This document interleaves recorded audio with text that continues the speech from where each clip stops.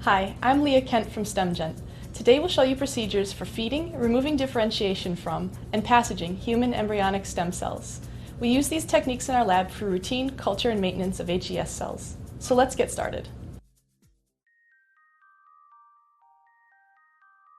The overall culture quality is assessed by observing the colonies at low power, using 2x or 5x magnification.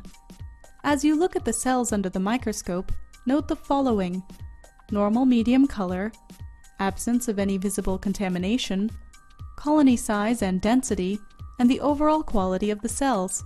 The fresh human ES cell culture medium normally has an orange or straw color. After overnight incubation, the culture medium often appears more yellow due to the change in pH and the depletion of nutrients in the medium. If the medium appears purple, as shown in this example, a basic pH shift has occurred. If the medium appears extremely yellow, the medium has acidified, which may be the result of extremely overcrowded colonies or contamination. The medium should appear clear at all times. If the culture does not contain large or dense colonies, the cells do not need passaging, but do need daily feeding. Take the cells to the biological safety cabinet. Remove the lid of the culture dish and aspirate the spent medium.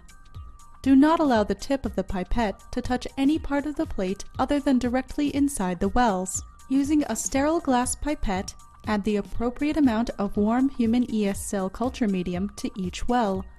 For cultures in a 6-well plate, add 2.5 milliliters of medium per well. After the cells have been fed, return the plate to the incubator.